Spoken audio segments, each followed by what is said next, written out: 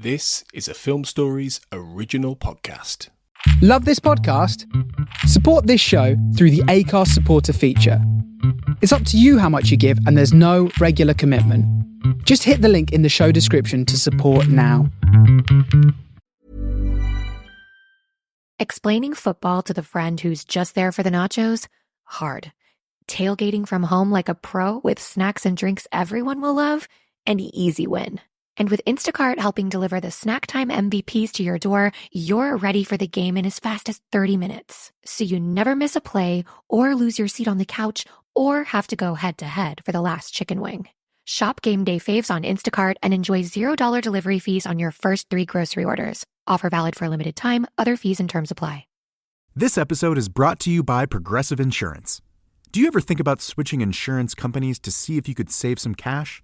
Progressive makes it easy to see if you could save when you bundle your home and auto policies. Try it at Progressive.com. Progressive Casualty Insurance Company and Affiliates. Potential savings will vary, not available in all states. A little self-care can go a long way, especially amidst the hustle and bustle of the holidays. That's where Vegamore comes in. Trusted by millions, Vegamore is all about giving your hair the love and care it deserves. With their vegan and cruelty-free formulas, you can nourish and revitalize your strands while indulging in some much-needed pampering. Because let's face it, who couldn't use a bit more me time this time of year?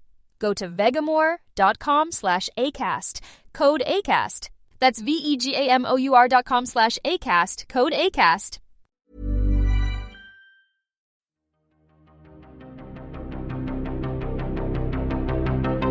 This is Writers on Film, the only podcast dedicated to books on cinema.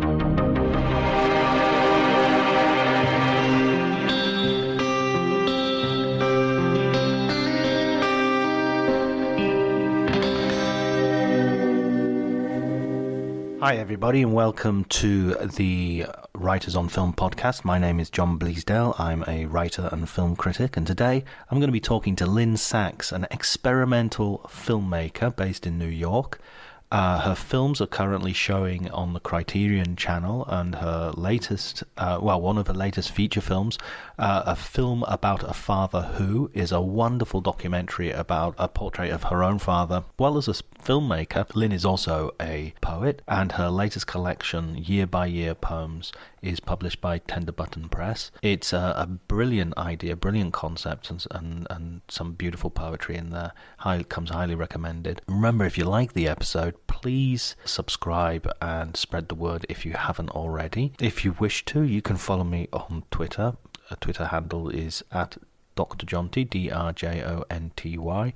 But before you do any of that, please enjoy the conversation.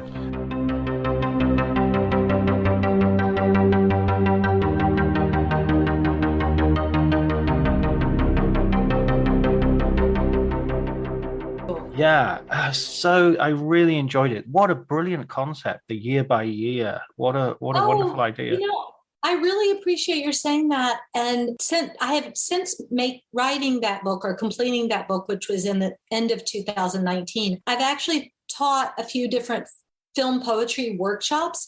And I find that using that as a construct by which I say to people, think about a year in your life and write, I say, try to write 5 things that might have happened in that year, but not necessarily the most historically important events, but things that happened in your life, and then build on that. And people feel such a relief because it takes them right back to their own lives, but from sort of a different doorway into that experience. So. Yeah, I that's exactly that. That's what I loved about the originality of the concept, is that it's so kind of literally grounded. There's a sort of discipline to it. I started my writing, I think my first published stuff was poetry when I was back in Liverpool, when I was a student in Liverpool. And we used to run a performance poetry group called the Kitchen Club. Oh, I love that name. Yeah, well, we thought of it in a kitchen. So, it was... Well, actually, the program that has hosted me a few times for this film poetry workshop is coming out of a foundation created by John Ashbery, the American poet. But the series is called Text Kitchen. Text Kitchen. Mm-hmm. The analogy works, doesn't it, though? Because you're putting in all these ingredients and you're putting them through processes of, acid, heat, and what have you. And it doesn't always work. And then you test it on your friends and family and you see what they think. And they're polite. Usually they're polite. What do you feel is the connection between poetry and filmmaking? Because I feel when I was reading your anthology, and I've seen your films, it's so tempting to draw these analogies and draw these lines between the two things. Do you feel they're distinct, or do you feel there's a real connection there? Well, it's interesting that you tell me a little bit of your story, which was that you started in a poetry group. And I was also writing poetry before I thought I wanted to be involved in film. And I have found it to be very exhilarating and, let's say, full of detours that are super helpful to kind of embrace both film and poetry. Because if you love poetry, then you aren't obligated to, for example, look at your films and think that words only find their place on the, quote, dialogue track. Mm-hmm. That the convention for feature films is you have a music track, or a few, you have a dialogue track, and you have an effects track.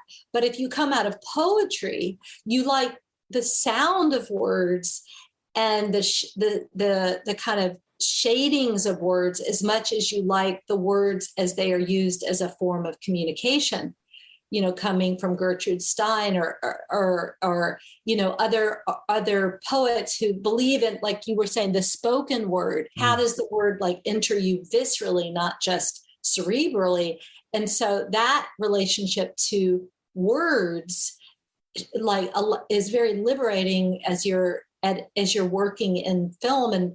And I would say I've been very inspired by Robert Altman's films, because I feel that he creates these layers of what you call dialogue track, so that you don't always understand them narratively, but you understand how people relate to each other, almost like both physically and rhythmically and rhetorically, all those other ways that people's bodies and minds bounce up against each other. So, but I think the convention in both documentary and narrative filmmaking is to think of words as a way to move story. My experience of certainly reading poetry was I always saw a close connection between poetry and cinema, not because so much of the sound of the words, but the techniques being used, the way a scene would shift, the way within the space of a phrase,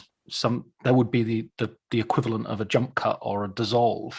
Oh, exactly. And so I totally agree. Like a line break is in poetry is really a parallel experience to let's say an Eisensteinian shift in a cut and film that isn't strictly about cause and effect, which is more of a kind of, more of a template in a more conventional way of working. But the line break and the cut, if you see those as very comparable, is very kind of exciting. When did you start working on films then? When did you first sort of pick up a camera? And I mean, was it you were writing poetry first? Yeah, I was in a poetry group kind of like yours. In college, and I was also writing poetry in high school pretty actively, and I had a poetry magazine that we started at my high school, which we called Scheherazade.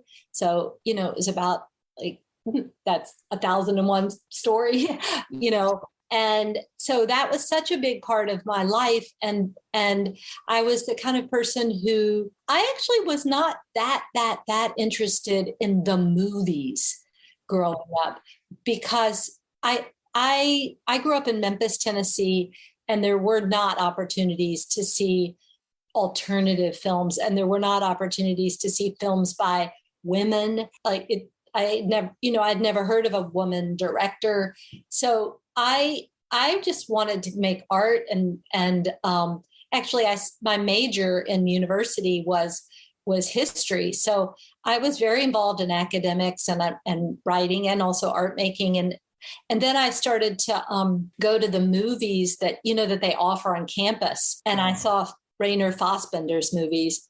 And that was like an intense revolution for me to think that films could be that raw and that informal, but also very, very, very, very, very, very visual, was just astonishing to me. And then I lived for a year in Paris, where you could just hop around at midday and see something like Les Enfants de Paradis, or you could see a film by Chantal Akerman or Marguerite Duras. And that was just eye-opening to me and like so exciting and seemed very parallel to writing poetry. So then I went back to college and started to get more interested in the possibility of filmmaking.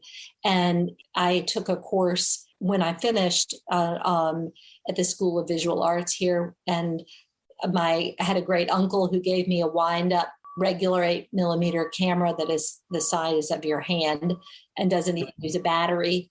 I started to shoot with that and had that. He was always really encouraging of my making images. And I was super fond of Uncle Charlie. And actually his wife, my Aunt Isabel, was a lover of poetry. So she had hundreds, maybe thousands of artist-made books. She just had this collection.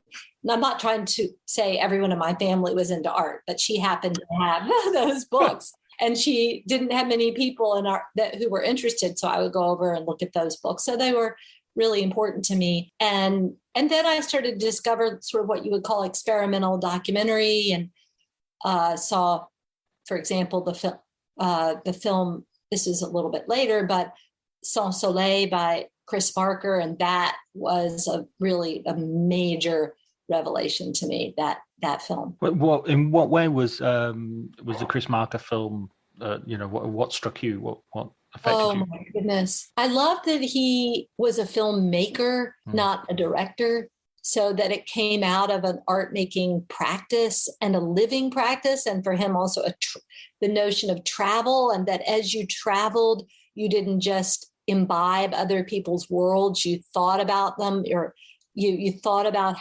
how it allowed you to understand your culture better by seeing another culture. I loved the emphasis that he had on articulating his politics, and I identified with what I would call a left-wing sensibility, and that's remained really important to me to see. And that kind of comes out of my degree is in history. So, trying to see conflict, see how things resolve themselves. My films are always aware of history and what brought us to a certain place, and then how we can climb our way out. And I thought that Chris Marker did that. And he also worked alone. And I thought that was really liberating, because it wasn't appealing to me necessarily to work with a big crew. Over the years, I've worked with people on teams and I've collaborated on a lot of things, but I don't have to do that. I'm pretty self-sufficient. So that's the sort of poet in you that, once you've had a pencil and a piece of paper, everything else seems superfluous. Yeah. It's funny as well when you're telling the story of, going to Paris, and because I've got these poems very fresh in my mind, I'm going, oh, that's poet. That's 19. Yeah, there's a poem I wrote about standing in a telephone booth that really dates me. You read that one. It's from 1982, I think, where I'm, in order to call home, I have to put coins in the telephone. And then, and I'm imagining my brother, and that was a real, early 80s he was kind of, let's say, figuring out or announcing that he was gay. And, I don't know if you ever saw this, but used to be that if you wore an earring on one ear, that meant, yeah, you're gay or not gay. You know what I mean? I don't remember which ear was which, but it was like a semiotics of of your identity. I think we're a fairly similar generation. I definitely spent a lot of time in phone booths in my youth, phoning people up, and also the idea of distance as well. You know, when you went to France, I think it's a different experience to somebody going to France today, in the sense of or any distance. Well, also a big part of my films, the exploration in my films, has to do with translation. So, like, actually, one of the films that's going to be in the Criterion Channel is called Which Way is East? And I made that in Vietnam in 1994. My sister was living there.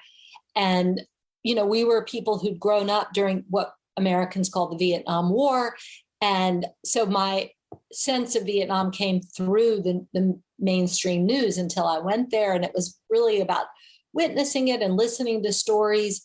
But a big part of it was also that I was an outsider and that I had to recognize that my language, being English, was not the dominant language. And I think that's a really important position for people to have, especially Americans and especially English-speaking people. And that has changed so much now because more and more people speak English, and so there's an assumption that we can carry our language. And back in those days when we were teenagers, or we had to go to places and find the tools to communicate on the terms with the people whose community or country we were visiting. And so actually in a lot of my films, like also the Washing Society, which is in the Criterion program as well, I have whole sections in Spanish and whole sections in Chinese, not very long, but some, where the listener, if the listener is English speaking, has to have that sense of alienation. And I don't always deliver subtitles. And I think subtitles are a way of bringing people back to a dominant language all the time. So I think it's important to make us to listen to the texture of a language and how it's delivered, not just to its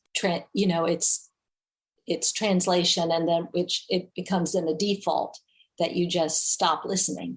So translation becomes a sort of I think it was Brecht who was giving evidence in some sort of hearing, and they read out one of his poems and said, look, this is obviously a communist poem, Mr. Brecht. Did you write this? And he said, no, but I wrote a very similar one in German. Oh, that is fantastic. That is great. That idea that translations are always similar, but they're never the same. Well, there's an essay that Walter Benjamin wrote called The Task of the Translator. And I even made a film called The Task of the Translator. So that was inspired by that essay. And he says exactly what you are saying, that actually the translator is offering a gift to the original, but offering something new, that they're actually, again, they're in parallel, but they are not equal. So, and you can sometimes invigorate text through its translation, but don't erase it as a journey. I was thinking as well, when you didn't use the subtitles in the film, I was also thinking of the Claude Lanzmann documentary Shoah, where he sort of purposefully goes through an interpreter for many of his interviews, and keeps the original and the interpreter's translation in, when, of course, he could have reduced the film by a third if he cut out the interpreter and just subtitled the original testimony. But I think I don't know, there's something about putting on screen that process and saying, look, this is going through several people's heads, makes it much more powerful and much more kind of honest, really. I totally agree. And I have to say, the Shoah series and Claude Lanzmann's work have been so important to me. I am so grateful that you brought that up. It's interesting because, at least in the United States, Shoah, it was a television series, was the first introduction to our culture of mainstream recognition of the word Shoah, like the Shoah. People talked about the Holocaust, but not as much as you would think. And that film was so important. And one of the things that Shoah did, which has really influenced my work, again, going back to the film I made in Vietnam, Which Way is East, but also The Last Happy Day, which is also in the Criterion series, which has to do a film where I look at World War II through a very distant cousin of mine, is that what Claude Lanzmann chose to do is not to use images of concentration camps, because I think he thought that was too facile, and that he thought, I want to evoke what it was to be in those camps or to witness them through the words. And actually, this is kind of a cliche, but when people say an image, a photo or an image is worth 1,000 words, even though I'm an image maker, I actually think 1,000 words can be more potent because it's about interpretation and it's not so uninflected. It has that subject. Like, how do you express subjectivity? So when he didn't include the images of the concentration camps, he made his viewers go into their own archive, the internal archive of that, which I think can be more haunting. Now, if you were to make Shoah in 2021, I'm not sure that you could rely on a broad audience to know what the concentration camps look like. And so it might be different today. I actually wonder about that, because wonder about young people and how accessible those images are in our own internal archive. But I think that was a very interesting choice of his.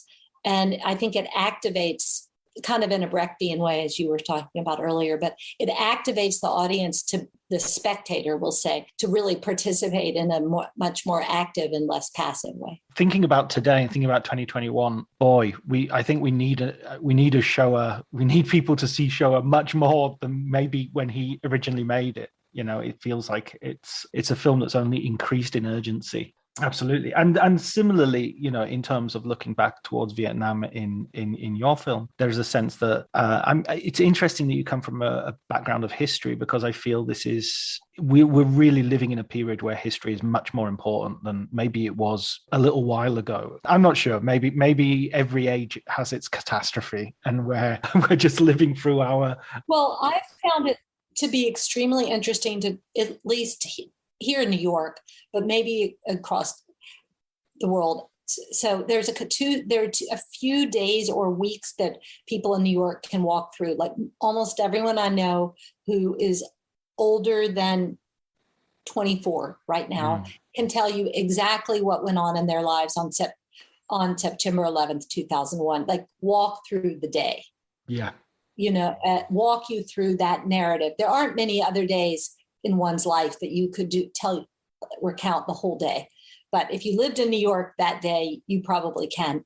And then for me, of late, would be the first week of March of 2020, when but it would be different in Italy. It would be earlier, probably. Yeah. But here, the first week of March, people can tell you sort of a micro history of, well, then March 1st, I thought this, but by March 6th, that this was happening. And it's very interesting to hear them. And it's a little bit like going through an internal home movie.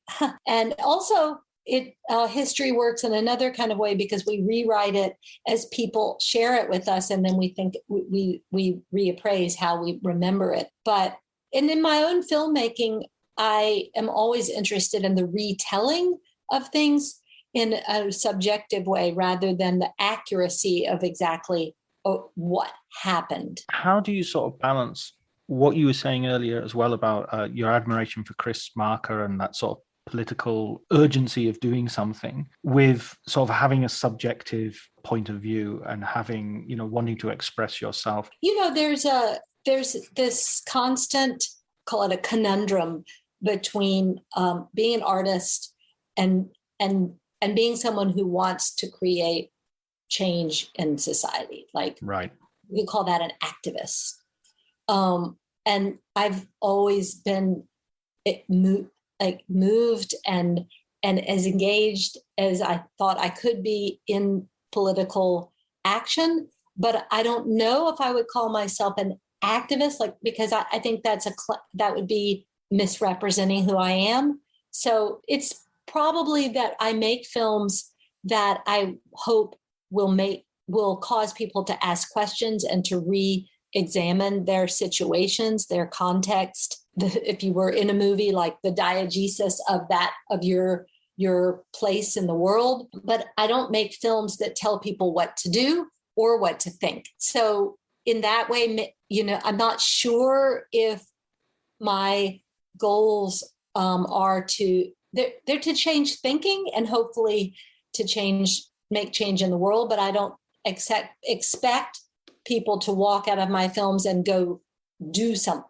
a political act, but to think about, if you saw Epistolary, which is a short film, and also which is going to be in this Criterion series, the letter to Jean Vigo. Yeah. I was horrified by I'll say it, right-wing effort to not overthrow the government, because they were perfectly happy with the president, but they were overflowing the democratic system, trying to, in the United States, by breaking into the Capitol on January 6th of this year. And I wanted people to think about that and to think about, well, where does that impulse start? And also, can we look at the period of childhood in all of our lives as innocent, or does a kind of venal way of being start at that time, like in the novel Lord of the Flies, that kind of evil. So I guess that's a very short film where I'm very pleased and fascinated and awed by the anti-authoritarian gestures in Jean Vigo's film Zero for Conduct. But I also wonder, what happens when that itself goes awry? So it's really, I don't come to an answer there. I just want people to think about it. I think that's what's been so discombobulating for the left recently, has been the fact that a lot of the iconography and those ideas of, the French Revolution, Occupy Wall Street, V for Vendetta, Guy Fawkes masks, and all this idea of, make trouble and protest and stuff like that, has been sort of co-opted by the right. And I suddenly find myself going, where are the police? That's like... Well, actually, there was supposed to be a right-wing protest 2 days ago, Saturday, in Washington, D.C., and it's so funny because it was a flop. And one of the reasons was they said there was a sea of police officers there. And when I heard that, and I part of me is like for the abolition of the police. But then, when there's a right-wing mandate, I'm kind of happy the police were there in their uniform. So it's confusing. It really is. And I made a film actually in 2001 about civil disobedience, and I'm actually an advocate of civil disobedience as long as it's nonviolent and that. This episode is brought to you by Progressive Insurance. Do you ever think about switching insurance companies to see if you could save some cash? Progressive makes it easy to see if you could save when you bundle your home and auto policies. Try it at Progressive.com. Progressive Casualty Insurance Company and Affiliates. Potential savings will vary, not available in all states. My dad works in B2B marketing. He came by my school for career day and said he was a big ROAS man. Then he told everyone how much he loved calculating his return on ad spend. My friends still laugh at me to this day. Not everyone gets B2B, but with LinkedIn, you'll be able to reach people who do. Get a $100 credit on your next ad campaign. Go to linkedin.com/results to claim your credit. That's linkedin.com/results. Terms and conditions apply. LinkedIn, the place to be, to be. People's lives are not ruined by it, but I made a film about a group of Catholic anti-war activists who broke into a selective service or draft office here in the US and burned draft files with napalm. So it was like a performance piece. It's called Investigation of a Flame. So, I like that disruption of the rule of law when there's a cause that I believe in. And therein lies the rub. Yes. Absolutely. But the thing was, nobody was hurt. Right. So, right. Yeah, I've got a horrible feeling that the squadristi of and all the neo-fascists have no such quibbles or compunction. I was watching two of your films earlier today as well. I watched Maya at 24, which is your film of your daughter running around in circles. What a neat idea! Again, that in itself is where I would connect the poetry. I would just say that's a poem. That's just a poem. It's a poem that is with music and with images, but it's the same way that you would read a poem and you would have that multivalency. You would have lots of different meanings coming through and lots of different ideas coming through, but at the same time, very difficult to sort of pin down. Or the minute you start to put it into words, it's like, that doesn't quite capture what I'm feeling. But thank you so much. But that seemed to be like a preoccupation that you have as well in one of your most recent films, I think, in terms of feature length films, the film about a father who. I was interested in this idea of family. You were talking about family earlier on in terms of your auntie and uncle and how much they influenced you, and then your brother. So family seems to be extremely sort of present for you.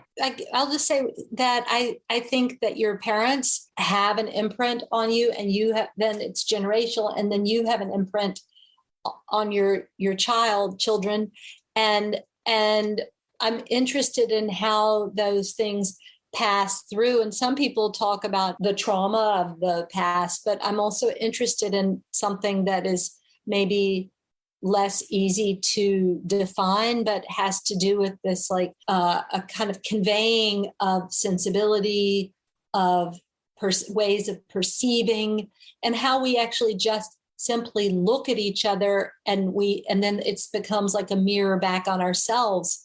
So with Maya at 24, I'm filming her at 3 different ages, and the only direction I give is let's both go in a circle and try to keep looking at me and into the lens of the camera. And at certain periods of time, like when she's 6, 16, and 24, she confronts that, or she's frustrated by that, or she's very compliant. There's different kinds of relationships that have to do with a parent telling a child what to do. And like, you could have defiance, or you could have agreement, or, also I think in her eyes, as she gets older, she becomes more self-conscious. So I was interested in that in a nonverbal way.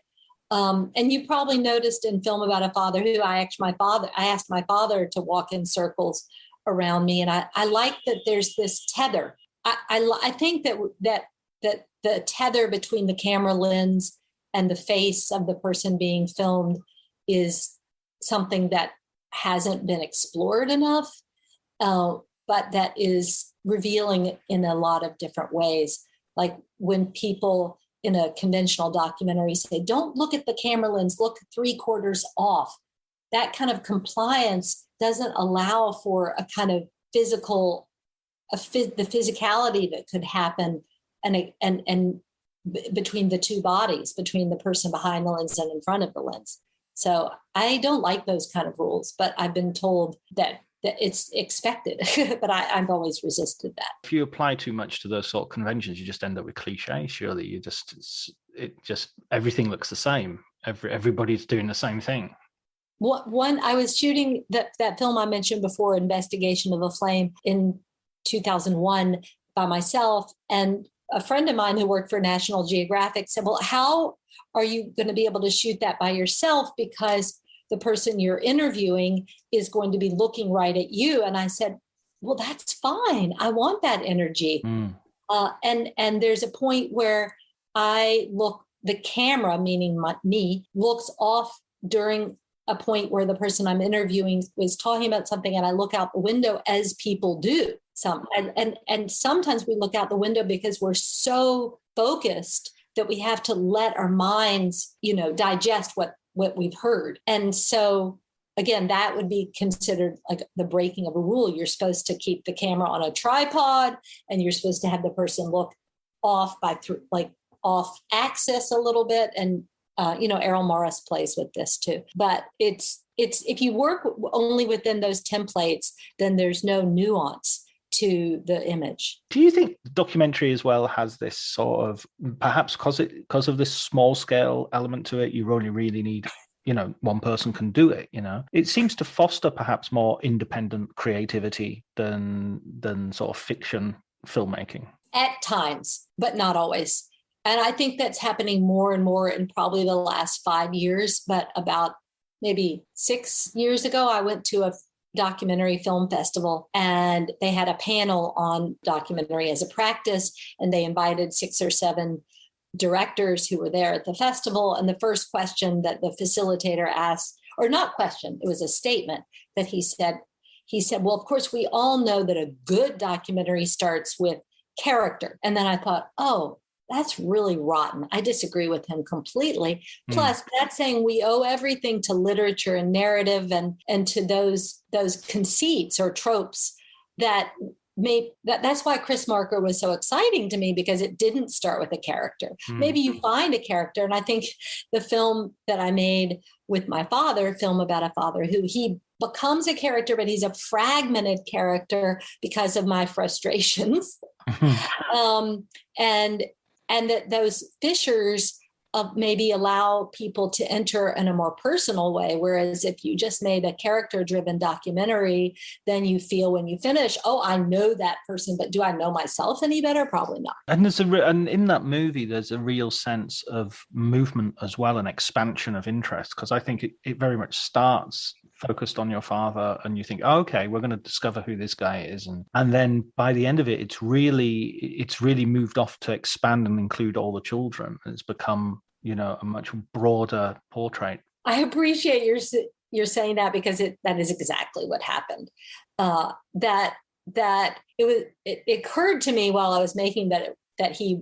This is a little bit of a cliche, but since there are not ultimately 9 children in my family, my father's children, that it was sort of like these planets circulating around the sun, and some planets were hidden, and then other planets were always there. And I'd actually really tried to work with that. And I was like, this is too obvious, throw it out. But and I'll say it to you now, it really was like this cosmos, and, there's this idea, there's there's a new planet, like we happen, and that kind of thing where we think everything's set. We thought the solar system was set. Oh my God, there's another one. And all of us have this way, especially as we become adults, where we start to say, okay, now I understand the matrix of my existence. I am the child of these 2 people. Maybe you knew them, maybe you didn't. And then I exist this way. And now I can be and now that's my childhood, and then I can go forward. But for me, all of a sudden I had a sister who existed around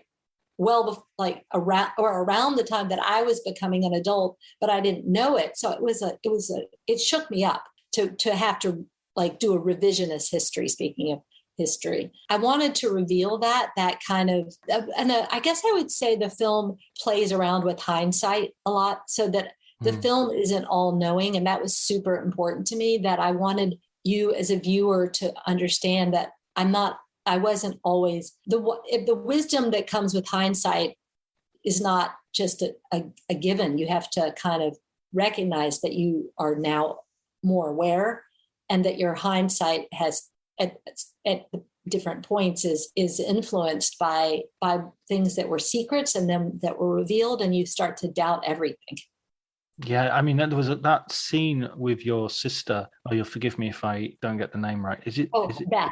Beth, yeah, exactly. And that scene is so much, I feel, the moment where you suddenly realize the cost of this Yeah. And also the sense that what she says about going around the house and looking for photographs of people, that really felt like someone else was sort of making their own documentary just in their own head here. And well, that is so well put, and I don't think I could have thought, yes, that we're all constructing the documentary of our lives that's in our consciousness, that we have to move through the world and we think we know who we are, and then we are, like, she literally didn't know completely who she was. And there's photographs from my other sister whom I didn't know about, Julia, where she's showing these very traditional pictures of her with her mother and with my dad at different ages, and they're set up in the most snapshotty way, but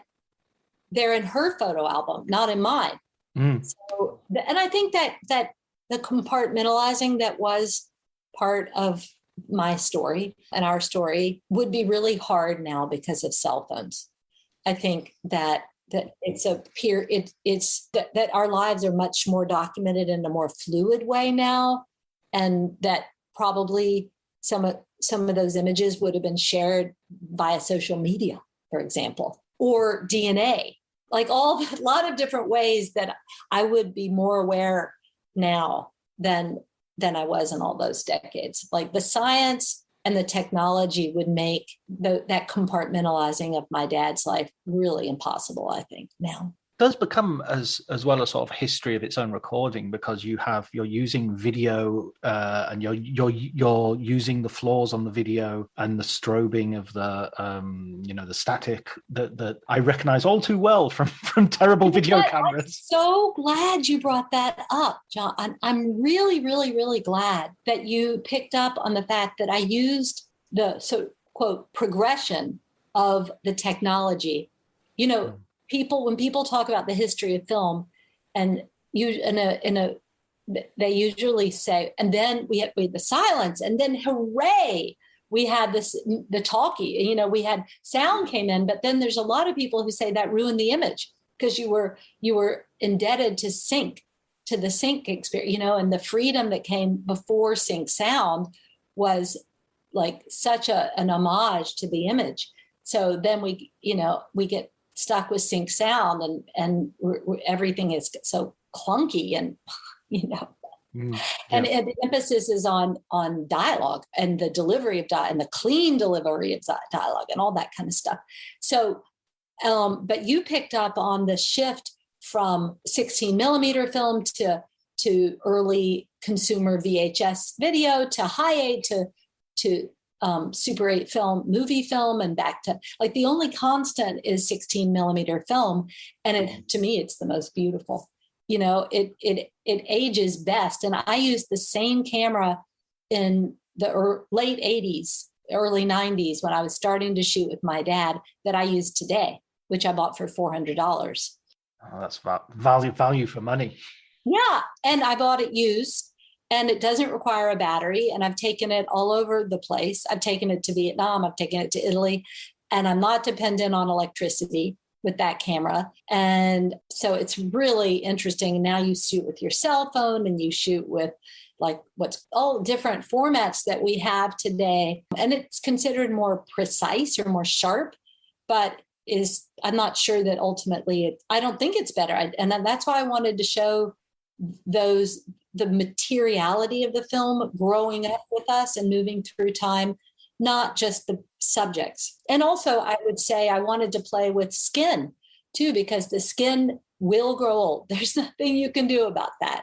Like, my dad grows older at exactly the same rate as I do. So we are a constant, but we change. Whereas the medium of expression, visual, does change, but even like the poetry of it or the discourse of it is different according to which machine you use. How did the rest of the family feel about the film? Have they all had an opportunity to see it? And did you feel any sort of qualms about that? Or yeah, I was really, really, really nervous.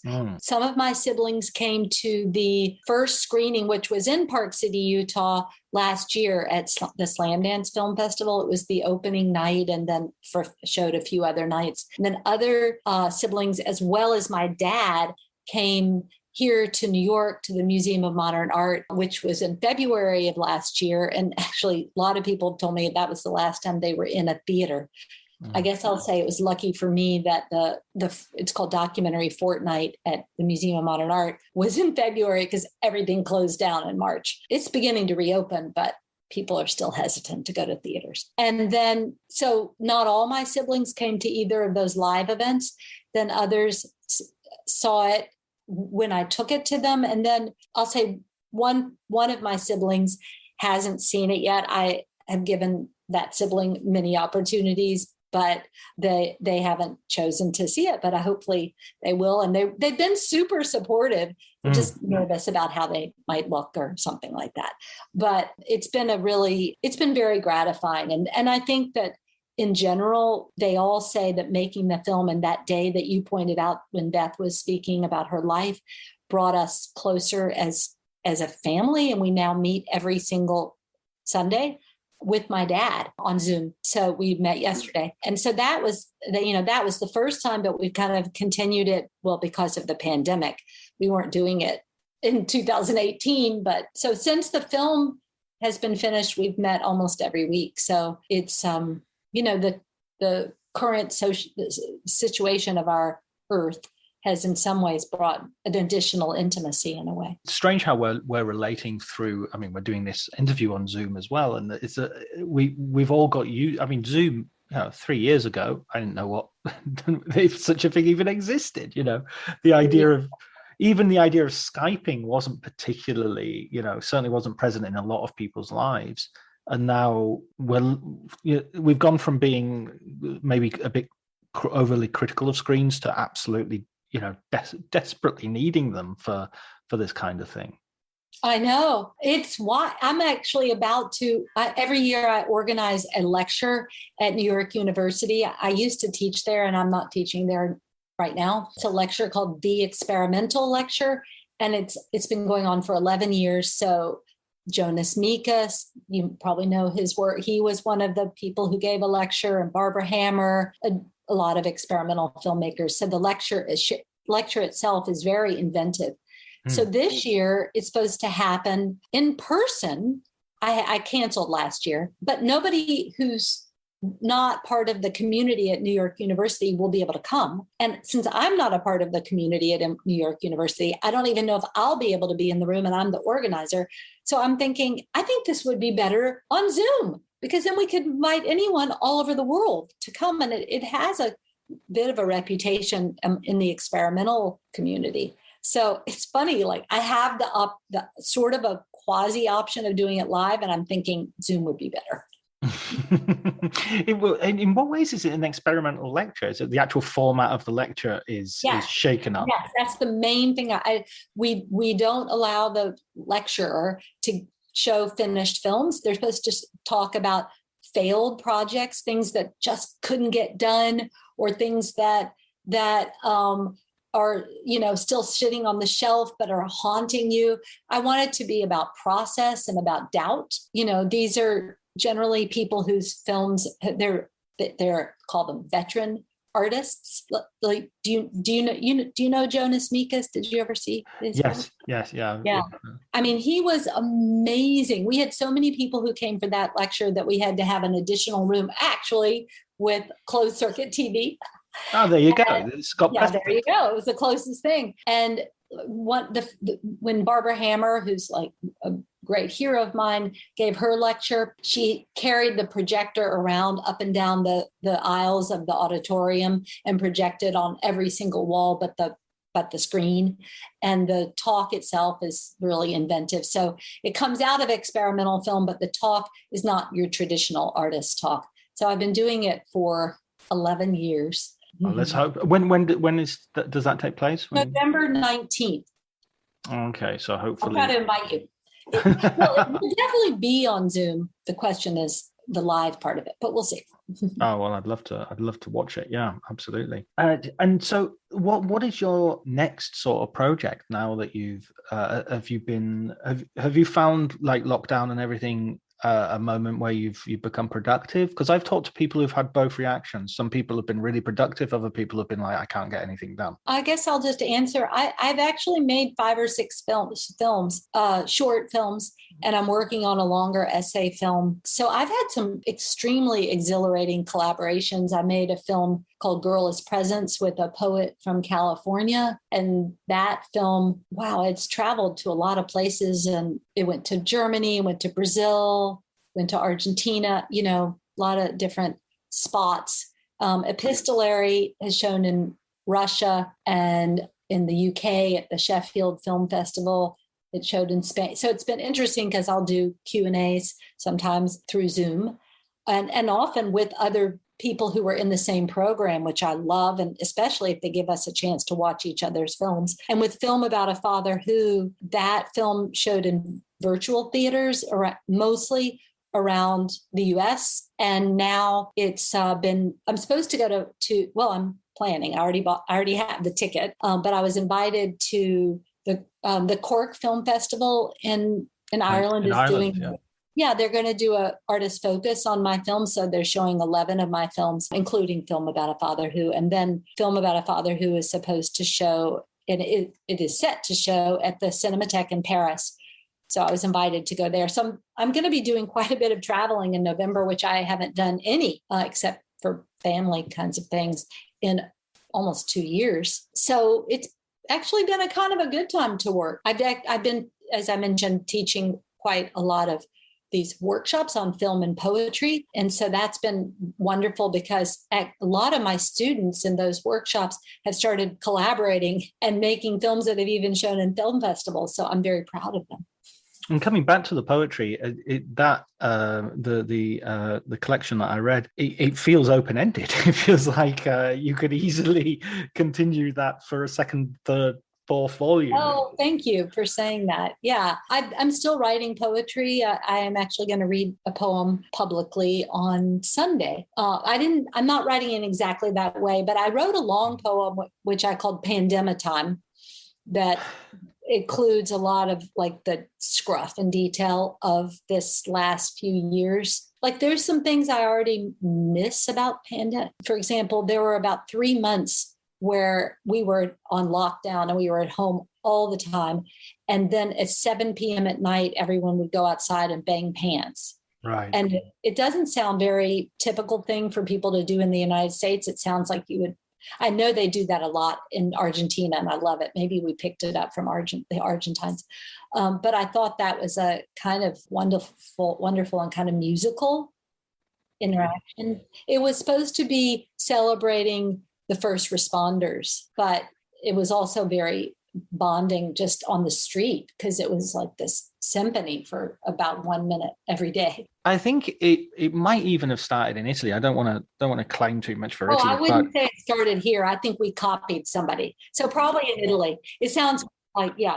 Just because we had the worst European outbreak very early on, and I remember what happened. I remember there being some famous film of they would go out on the balcony, as you say, 7 o'clock in these tenement buildings in Napoli and in Rome, and some of them there'd be an opera singer, so there would be they would sing the national anthem, and there was this phrase that you saw flags everywhere of this phrase, tutto andrà bene, everything is going to be all right. And after 6 months, people began to take those signs down because I think it was like, well, maybe not, but we in the end it was okay. I think in the end, I think I'm very, because I'm between England and Italy, so I went back to England once. I haven't been back to England for over a year now, but I was impressed with the way Italy handled it, and less impressed by the way England handled it, I have to say. Well, there's one last question I'd like to ask, which is we always ask everybody on the podcast to give me a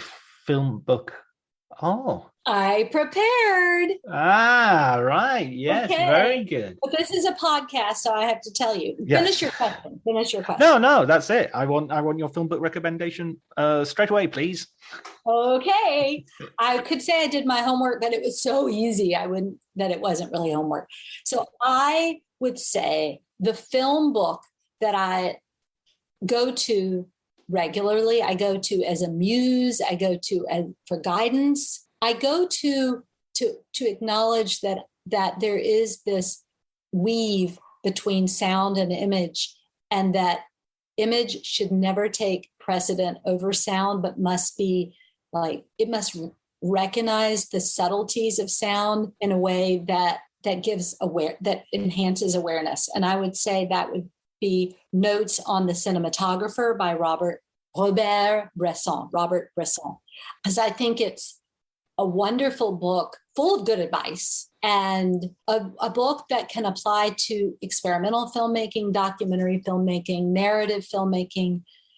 I mean, when I think of Bresson, I do think of narrative filmmaking, but there's such a brilliant awareness of space and light and the qualities and possibilities of silence, and how that pause gives time for reflection and a kind of intense engagement. So I would pick Notes on the Cinematographer. Brilliant. I've never read that. I'll have to. I've obviously seen Bresson films, but I've never read that book. So, and as a filmmaker, a huge inspiration there. Yeah, and actually, I was reading the back, which is interesting. There's a quote.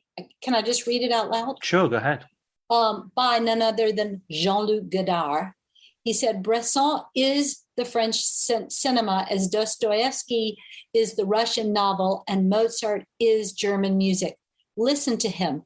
Quote, a good craftsman loves the board he planes, unquote. So it's actually beautiful because it's looking at the craft of filmmaking. And earlier we said that I sort of introduced the idea of, I wanted to be a filmmaker more than a director. And I think that Bresson in The Trial of Joan of Arc or Pickpocket or Diary of a Country Priest, he's involved in all aspects of it as a filmmaker, and that has an attention to those, to how the tools work for us, and how to respect the tools and how to push the tools to go in directions that reveal new things about cinema.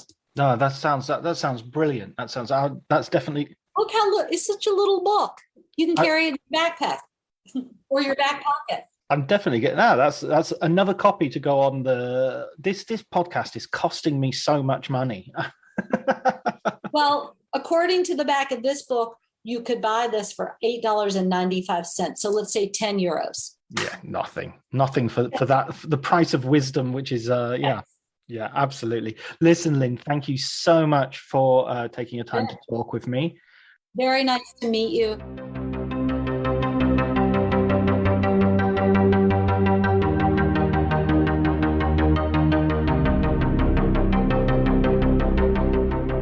So I hope you enjoyed our conversation. It was a real pleasure to talk to Lynne about poetry and about filmmaking. Her recommended book was Robert Bresson's Notes on Cinematography, which you should put on your reading list, as I have immediately. All that remains is for me to thank Elliot Atkins for the music and Ali Howard for helping out with the artwork.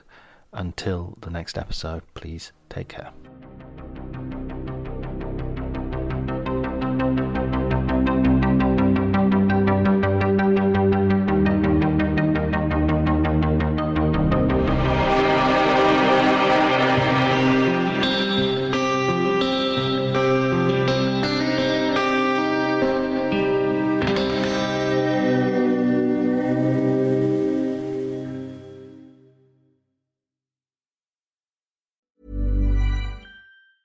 If there's one thing that my family and friends know me for, it's being an amazing gift giver. I owe it all to Celebrations Passport from 1-800-Flowers.com, my one-stop shopping site that has amazing gifts for every occasion. With Celebrations Passport, I get free shipping on thousands of amazing gifts. And the more gifts I give, the more perks and rewards I earn.